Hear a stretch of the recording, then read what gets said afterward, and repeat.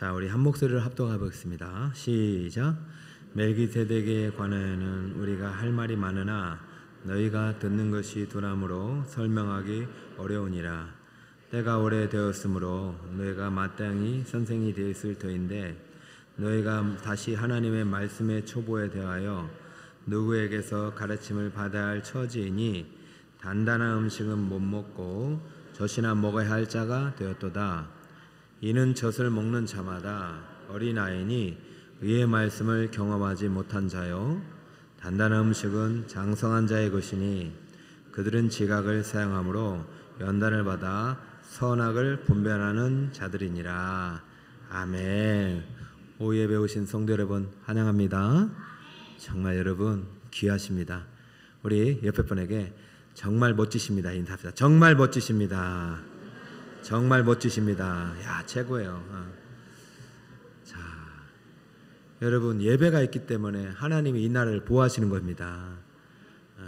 우리 유럽이나 이런 교회들 다 이 예배가 사라지면서 무너지잖아요.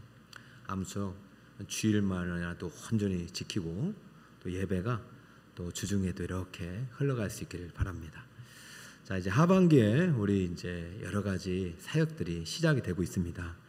여러분 주보의 안내대로 여러분들 함께 기도로 동참해 주시고, 사실 우리가 6월 첫째 주에 이렇게 블레싱 데이 갖고 어쩜 뭐 상당히 또 2달, 3달 정도 이렇게 또 휴식기가 있는 거지만은 사실 교회는 쉬면 안 됩니다. 그죠?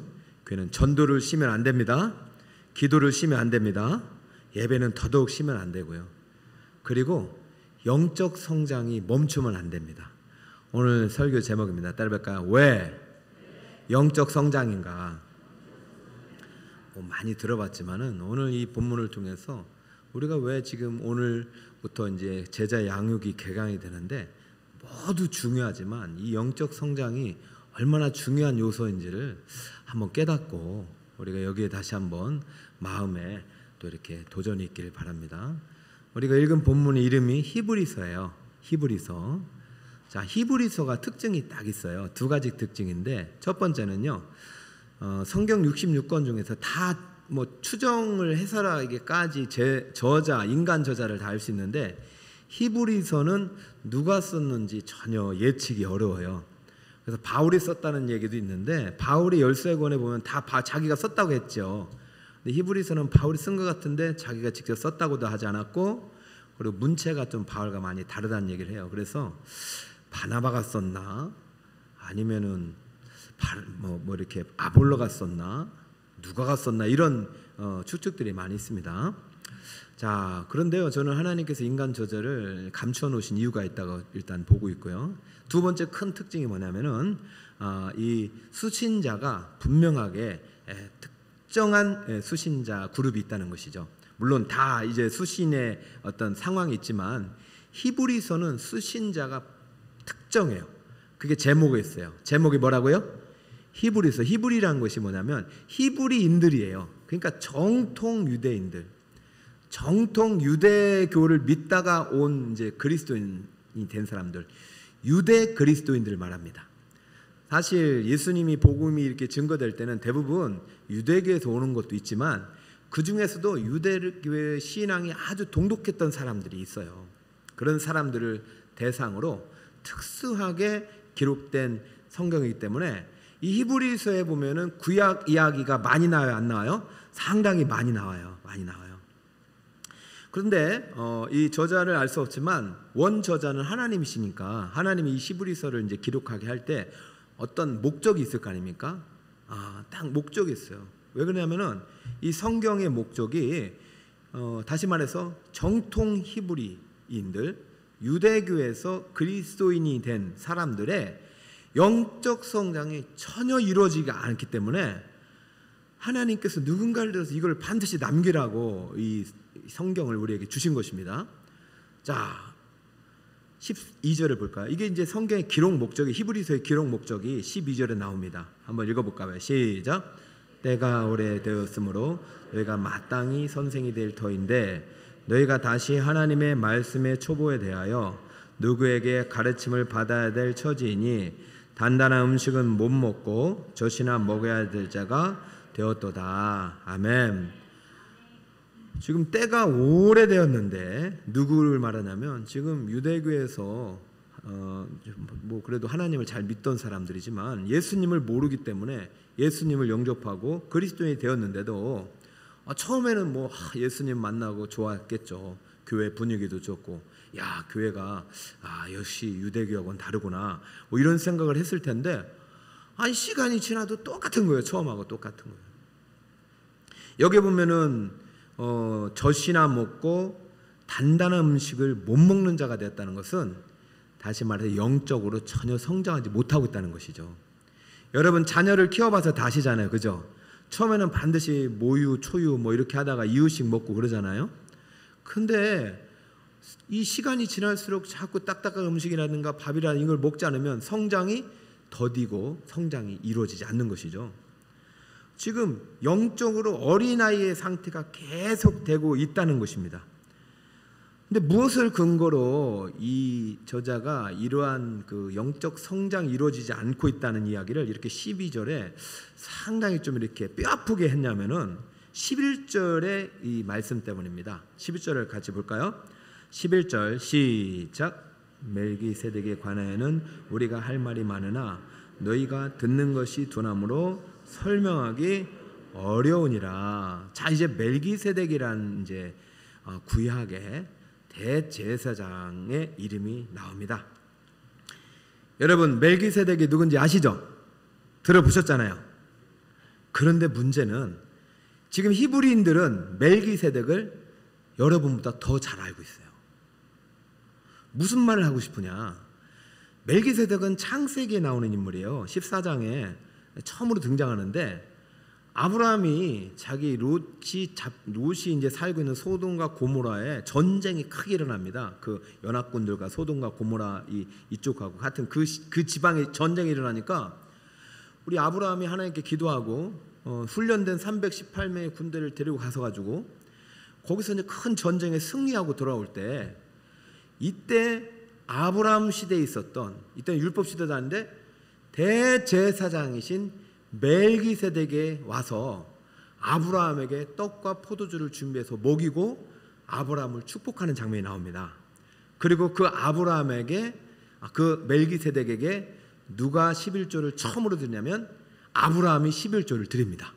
그러니까 이 창세기 14장에 있는 내용은 구전으로도 수없이 알려졌고 또 모세가 기록해서 수없이 알려졌기 때문에 유대교를 믿었던 유대 히브리 정통 히브리인들은 아주 그냥 뭐 눈 감고도 알 수 있는 내용이죠. 자, 여러분 우리 한번 읽어볼까요? 14장 창세기 40장 18절에 40장인가요? 자, 14장이죠. 자, 18절입니다. 19, 20절 시작.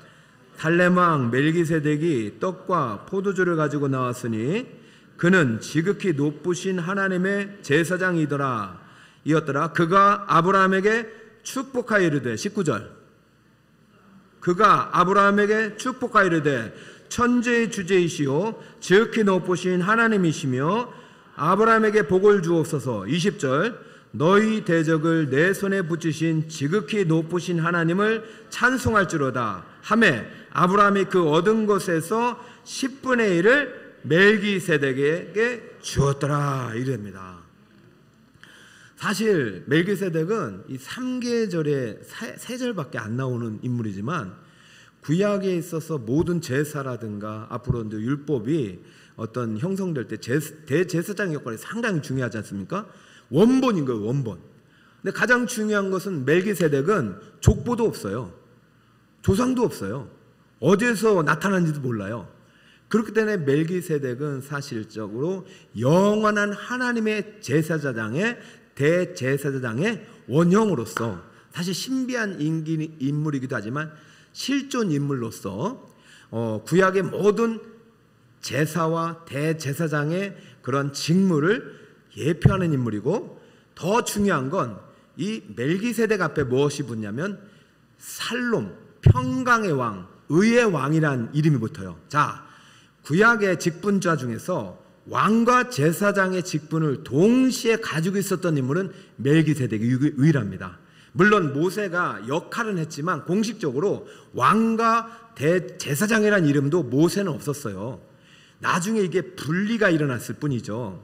그런데 왕이면서 제사장인 직분은 멜기세덱밖에 없어요. 그러면 이 멜기세덱은 훗날 누가 오실 것을 미리 예고한 직분입니까? 예수님이 이야, 아유 기분 좋네. 우리 북설금에게는 딱 벌써 아시네. 누가 오실 것을 예고하고 있다고요? 예수님의 그리스도 직분을 예고하고 있는 거예요. 그런데 멜기세덱이 어떻게 예수님의 직분을 예고하고 있는 것이고, 멜기세덱이 얼마나 이제 대단하지만 우리 예수님이 얼마나 위대하신 분인지를 멜기세덱을 통해서 예수님을 소개해야 되는데, 지금 정통파 히브리인들은 지금 멜기세덱 알아요, 몰라요? 알아요. 일단 알고 있기 때문에 아는데, 이분을 통해서 하나님께서 예수님의 사역을 소개하려고 했던 분이기 때문에 연결해서 잘 이렇게 배워야 되는데 배울 생각이 없는 것입니다. 그냥 멜기세덱이 그냥 그때 아브라함이 와서 축복을 해줬고 아브라함이 11조를 드렸던 그런 인물 정도는 알고 있지, 그의 족보에 대해서도 관심 없고 그래요. 왜 족보가 없고 왜 출처가 없고 왜 그를 의의 왕 샬롬의 왕이라고 붙였는지에 대해서 전혀 관심이 없어요. 왜냐하면 이미 다 알고 있기 때문이에요. 이미 다 뭐하고 있다고요? 배우고 안 배워도 된다는 것입니다. 야, 우리 다 알고 있어. 구약은 다 알고 있어. 근데 여러분 보세요. 신약에서요, 구약 얘기를 상당히 많이 하는 책도 있지만 하지 않는 책도 있어요. 왜 그러냐면 구약에 하나님께서 자신의 뜻을 계시했기 때문에 다시 설명을 하지 않아요. 그러니까 우리는 예수를 믿는 순간 신약만 믿는 것이 아니라 구약에 있는 모든 이야기도 바로 예수님이 이야기임을 믿으셔야 됩니다. 그래서 성경을 언약적으로 읽는 게 상당히 중요해요.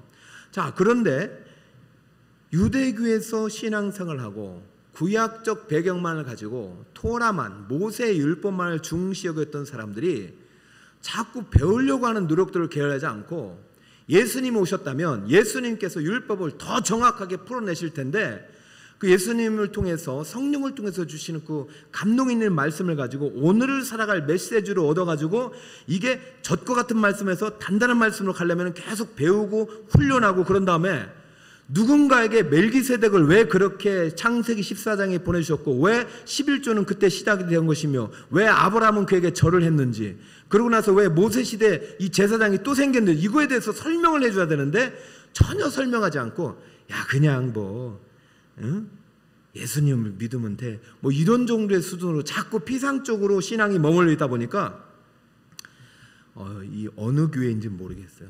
근데 하나님께서 특별한 인간 저자를 통해서 지금 이 정통파 자기들이 잘 알고 있다고 똑똑하다고 생각하는 사람들에게 이 지금 히브리서를 기록하라 그래가지고요, 4장부터 5장 6장까지 5장 6장까지 계속해서 뭐라고 하냐면 멜기세덱에 대해서 상당히 설명을 많이 해줍니다. 그러면서 참 충격적인 말을 이렇게 합니다. 만약에 너희들이 지금 내가 가르치고 전파하는 이 복음에 대해서 배우지 않고 가르침을 받지 않고 가르치는 선생의 자리에까지 오르지 않으려고 하느냐? 그럼 좋다. 하나님께서 내게 주신 말씀을 알려준다 하면서 좀 무서운 말씀을 하세요. 히브리서 6장 4절을 보세요. 읽어볼까요? 시작. 한번 5절 시작. 하나님의 선한 말씀과 내세의 능력을 맛보고도 6절 시작. 타락한 자들은 다시 새롭게 하여 회개할 수 없나니 이는 그들이 하나님의 아들을 다시 십자가에 못 박아 드러내놓고 욕되게 함이라. 히브리서 6장 4절 5절 6절을 여러분 한번 동그라미 쳐놓고, 사실 이 본문만 놓고 보면은 우리가 상당히 오해의 소지가 있습니다. 왜냐하면 하나님의 은사를 맛보고 성령이 참여한 바 되고 말씀과 내세의 능력을 맛보고, 지금 이러한 경험을 가지고 있는 그리스도인들이 많아요, 적어요? 많아요. 예배 나와서 처음에는요, 찬양하면 뜨거워요. 눈물도 나요. 내가 정말로 잘못했구나. 하나님을 잘 믿었구나. 여러분 처음에 교회 와서는요, 누구나 다 새신자 때는 이런 게 일어날 수 있어요. 근데 시간이 지날수록 이 감격이 처음하고 똑같아요, 낮아져요? 조금은 이게 심해진다니까요. 감격이. 결혼 생활도 그렇잖아요. 처음에는 막 뜨거웠다가 시간이 지나면 어때요? 가족 같은 느낌이 안 드세요? 여러분 사랑이 끝까지 충만하십니까? 여러분 결혼도요 지식 안에서 동거하라고 했어요. 그렇기 때문에 우리가 하나님에 대한 지식이 잘하지 않으면 이 감격이 나중에는 사라진다니까요. 근데 문제는 아니 성령에 참여한 바 되고 은사를 맛봤는데 하나님의 아들을 다시 십자가에 못 박게 드러내놓고 욕되게 한다. 그리고 회개할 수 없다. 이 말은요 구원받지 못한다는 얘기예요. 질문을 하겠습니다. 이 본문을 가지고 두 가지 해석이 있습니다. 첫 번째는 하나님께 구원을 받았다가 구원을 잃어버릴 수도 있다는 근거로 삼는 본문이 될 수 있다는 거예요. 자, 우리가 구원을 받았다가 구원을 잃어버릴 수도 있다. 하나님 나를 구원했지만 내가 하나님 말씀대로 살지 못하고 죄를 짓고 그러면 하나님께 구원을 취소할 수 있다는 근거가 되는 것이고, 두 번째는 그럴 리가 있느냐. 여기서 맛보다는 거, 성령에 참여한다는 거, 내 생의 능력을 맛보다는 것은 맛만 맞지 실제적으로 내 안에 소화가 돼가지고 내 안에 정말로 나를 살려낼 수 있는 영향이라든가 생명의 능력으로 완전히 거듭나진 않았다. 그렇기 때문에 원래 이 사람은 교회 오는 것 같아도 거듭난 사람은 아니다. 여러분 1번 원래 거듭났는데 하나님께 버림받은 거다. 2번 원래 거듭난 사람이 아니다. 여러분 마음속에 투표를 해보세요. 북설 꾸며기 와서 이 사역을 3년 동안 하고 있는 것입니다. 여러분들이 여기에 대해서 흔들리면요 오늘 히브리서의 대상이 되는 것입니다. 지금 배교의 가능성을 이 히브리서 저자가 말하거든요. 아니 보니까 처음엔 다 뜨거워. 유대교에서 그리스도인들 넘어왔어. 불교에서 넘어왔어. 유교에서 넘어왔어. 처음에는 하나님을 뜨겁게 찬양하고 뜨겁게 기도하는 것 같은데 어느새 보니까 안 보여. 어느새 보니까 공부도 안 하려고 해. 기도도 안 하려고 그래. 다 안다고 그래. 성장이 없어. 그 사람들에게 말하고는 너 배교의 가능성이 있고 너 하나님의 구원받지 못한 백성일 수 있다. 하나님께서 너를 버릴 수 있다. 이렇게 경고하는 것입니다. 그런데 6장 6절로만 끝나면 그럴 리가 있느냐. 한번 택함받은 백성 구원받지 내가 잘못됐다고 하나님께 버리겠느냐. 하나님이 어떻게든 하나님께서 나를 구원시킬 것이야. 그러면서 안심하고 영적 성장에 둔감해 있고 하나님의 말씀의 지식에 잘하는 거에 대해서 관심이 없는 자들에게 10장에 더 무서운 말씀을 한 번 더 합니다. 10장 26절로 가볼까요? 자, 여기에 10장까지 가면서도요 예수님의 속죄사역과 제사사역이 얼마나 탁월한지를 설명하면서 예수 그리스도에 대한 지식이 신구약으로 균형적으로 자라지 않는 성도를 향하여 이렇게 경고하는 것입니다. 10장 26절 시작. 다시 속죄하는 죄사가 없고. 자, 무서운 말씀 아니에요? 보세요. 진리를 아는 지식을 받았어요. 복음을 받았어요. 예수님을 영접했어요. 막 사형리를 했어요. 우리 행복 대축제 때 손 들고 말이죠. 막 영접기도 했어요. 그 얘기를 하는 거예요. 그런데 짐짓이라는 것은 우리가 무시로 또다시 죄를 지을 수가 있는 존재잖아요. 그랬을 때 다시는 속죄하는 제사가 없다는 것입니다. 이거 어떻게 받아들일까요? 한번 하나님의 진리를 받은 다음에 다시 죄를 보하면 속죄하는 제사가 없다는 사람은 구원 못 받는다는 거죠. 자, 27절 또 읽어볼까요? 시작.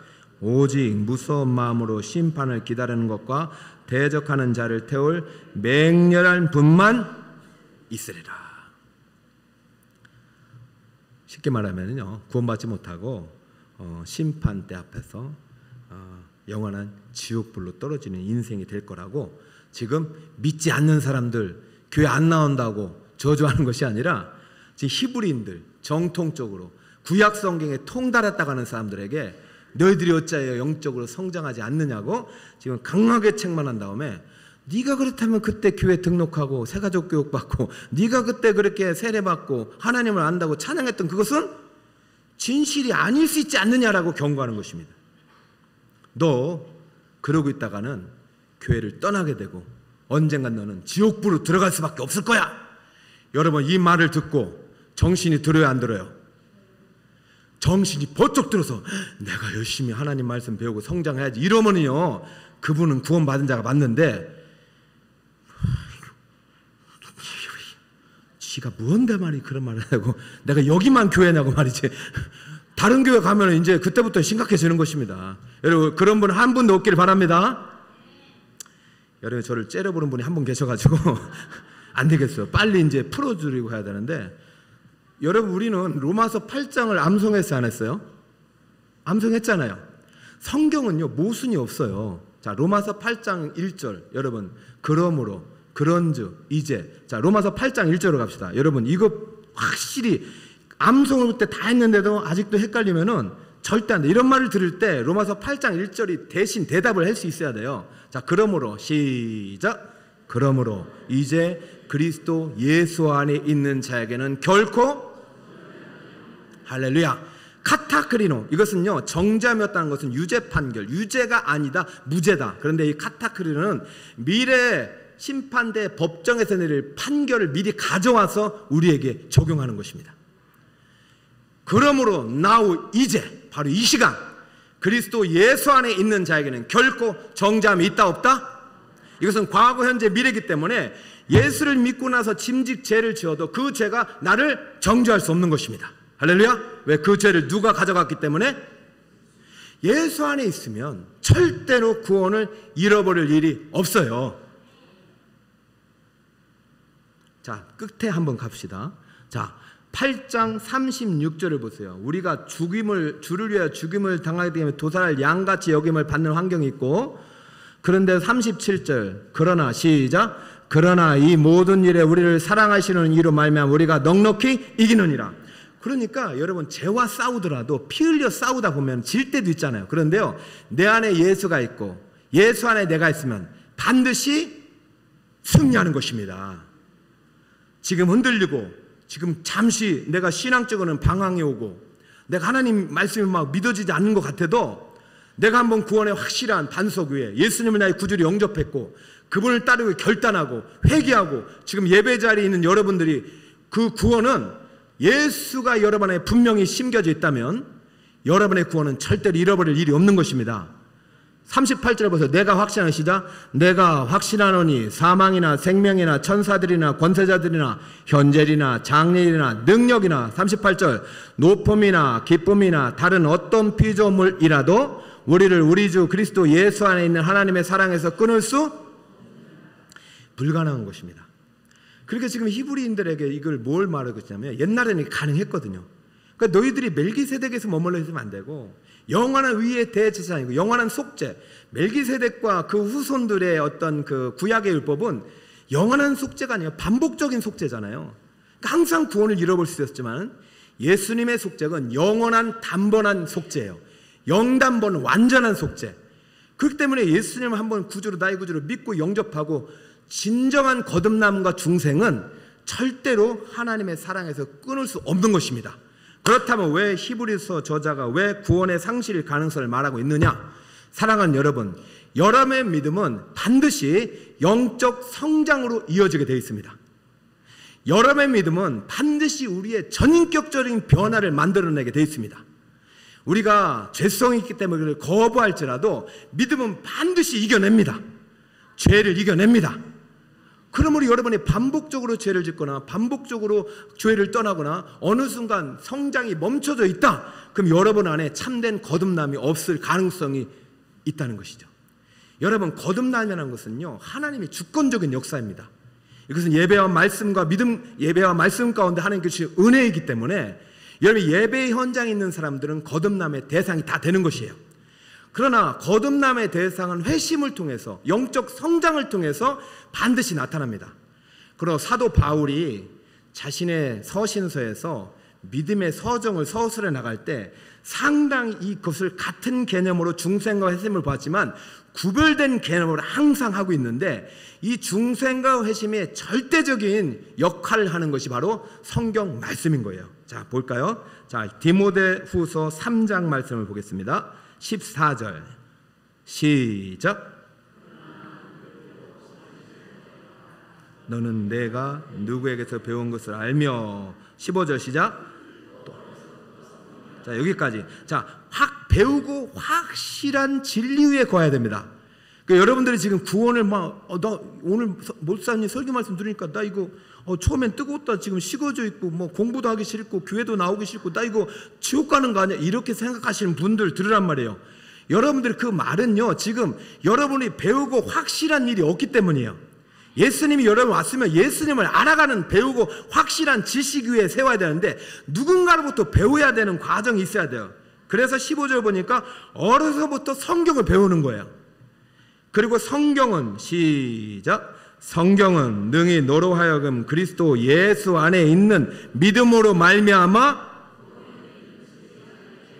할렐루야. 갑자기요 산에서 기도하다 구원받는 게 아니에요. 반드시 교회 와서 말씀을 듣는 자리에 영적인 체험을 통해서 하나님의 정적인 은혜를 통해서 구원을 받는 것입니다. 근데 여러분, 이 구원에 이르는 지혜가 여기서 절대 안 끝난다는 거예요. 16절로 이어진다는 거예요. 16절 시작. 모든 성경은 하나님의 감동으로 된 것으로 교훈과 책망과 바르게 함과 의로 교육하기에 유익하니, 따라볼까요? 교훈과 책망과 바르게 함과 의로 교육하기에 유익한 것이 무엇이다? 자녀가 태어났어요. 여러분, 어느 부모가 태어나놓고 방치하는 게 그 부모입니까? 부모는 절대 그렇지 않습니다. 징계합니다. 잘못하면 때립니다. 바른 길로 안내합니다. 학교 안 간다면 학교를 보냅니다. 신앙생활 잘하면 신앙생활 하러 갑니다. 그리고 밥을 안 먹으면 어떻게든 먹입니다. 그래서 성장을 시킵니다. 여러분, 하나님에 의해서 거듭나고 예수 피로 구속받은 하나님의 자녀는 반드시 이런 과정이 있는 거예요. 하나님이 때로는 혼내기도 하시는 거예요. 하나님은 때로는요 정말로 의의 길로 인도하시기도 하는 거예요. 여러분, 이런 과정 속에 있지 않는 사람은 거듭난 것이 아닙니다. 내가 예수 믿고 구원받았는데 10년, 20년이 지나도 배움에 대한 어떤 확신도 없고 열망도 없다. 그러면 다시 복음 앞에서 해야 되는 거예요. 다시 예수 앞에 서는 거예요. 늦지 않았습니다. 지금이라도 서야 되는 거예요. 지금이라도 서야 되는 거예요. 여러분, 목사, 장로 이거 없더라고요. 예전에요 어떤 목사님도 마찬가지고 장로님도 마찬가지고 집사님도요 직분 받았다고 다 구원받는 게 아니더라고요. 다시 한번 자기가 하나님에 대한 뜨거움이 사라지고 열망이 사라지고 그러면 다시 무릎 꿇고 다시 회개하고 두 손 들고 돌아가는 거예요. 그게 진짜 구원받은 거라니까요. 여러분, 17절을 볼까요? 17절 시작. 이는 하나님의 사람으로 온전하게 하며 모든 선한 일을 행할 능력을 갖추게 하려, 할렐루야. 멜기세덱의 14장 18, 19, 20절 말씀을 가지고 지금 히브리서는 어디까지 가길 원하냐면 지금 디모데후서 지금 3장 15, 16, 17절까지 가서 지금 창세기에 머무르는 신앙이 아니라 지금 디모데후서는 사도 바울이 마지막 죽기 직전에 한 거잖아요. 2주 전 설교 말씀 기억하죠? 따라볼까요? 하나님의 사람아. 하나님의 사람은 인간인 거예요. 흙인 거예요. 흙. 사람은 흙이에요. 아담이잖아. 아담. 근데 우리가 하나님께 속할 때 우리는 의와 경건과 믿음과 인내와 사랑의 역사를 일으킬 수 있는 존재가 되는 것입니다.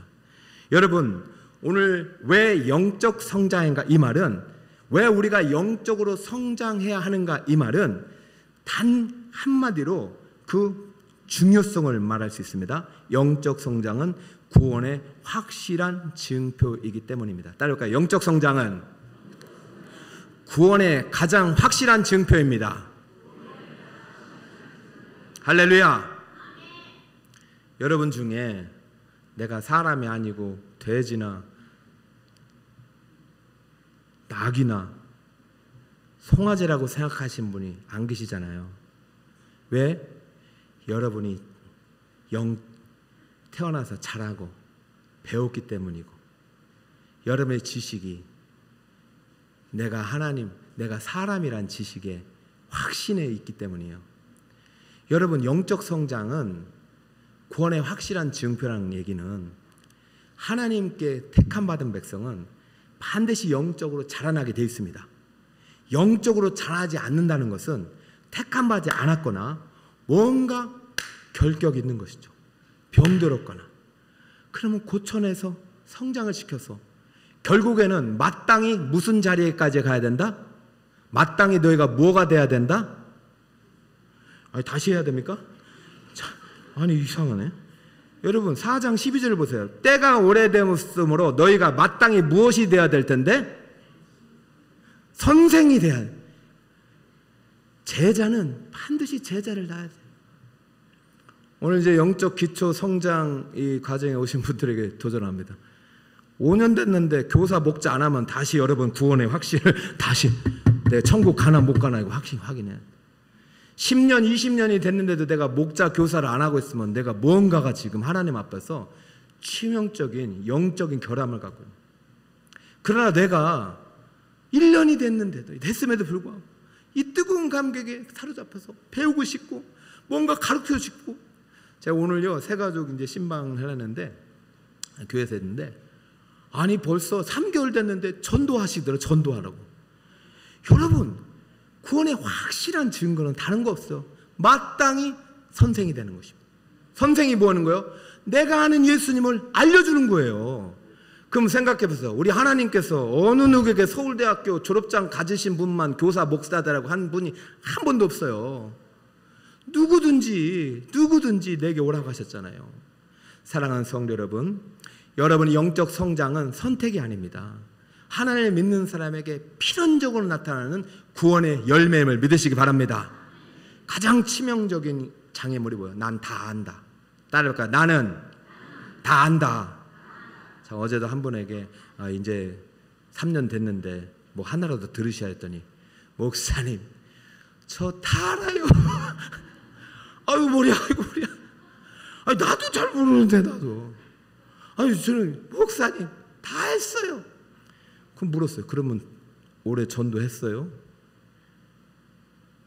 몇 명에게? 아니 올해 복음을 전해봤냐고.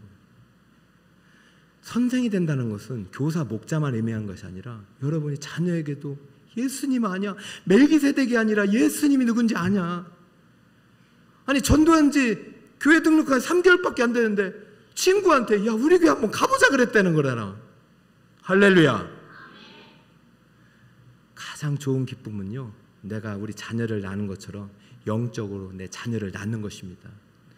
여러분 그 자리에까지 가시기를 축복합니다. 히브리인 중에 히브리인이 저예요.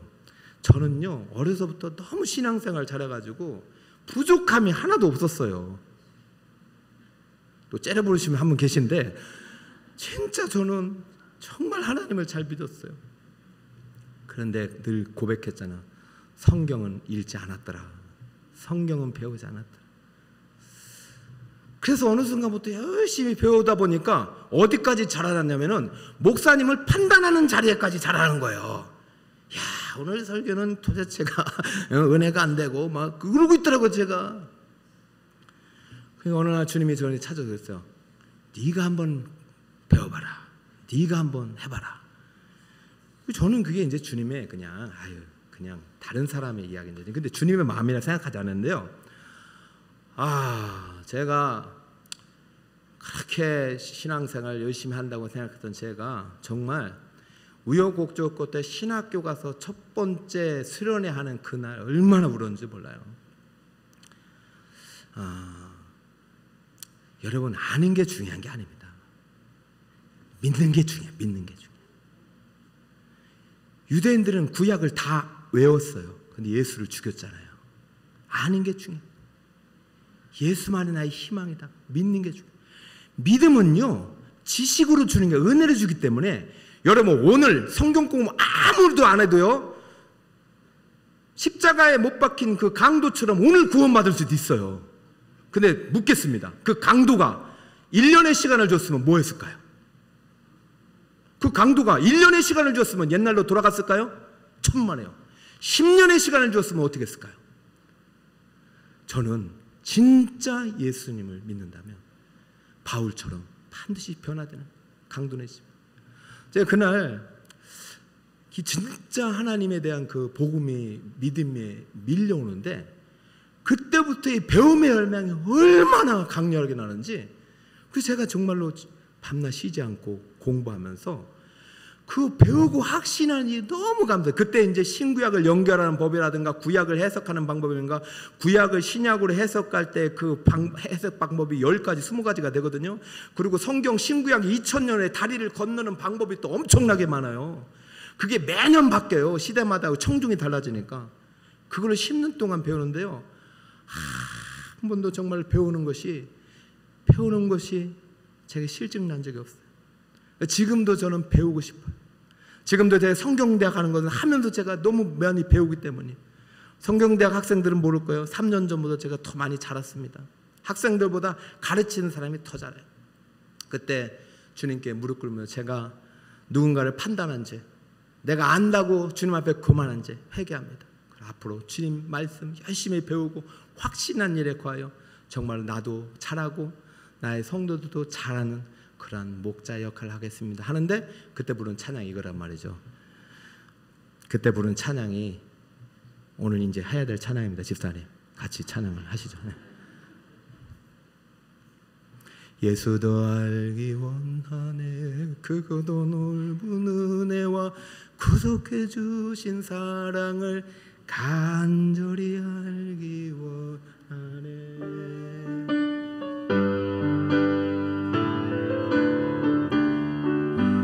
예수도 알기 원하네, 그것도 넓은 은혜 구속해 주신 사랑을 간절히 알기 원하네.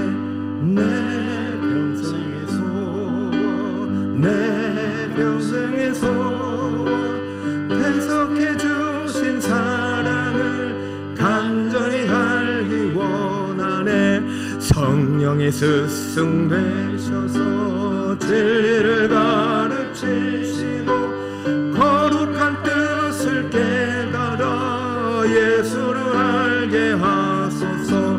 내 평생의 소원, 내 평생의 소원, 해석해 주신 사랑을 간절히 알기 원하네. 성령의 감화 받아서 하나님 말씀 배우니 그 말씀 한 절 한 절이 내 맘에 교훈되도다. 내 평생의 소원,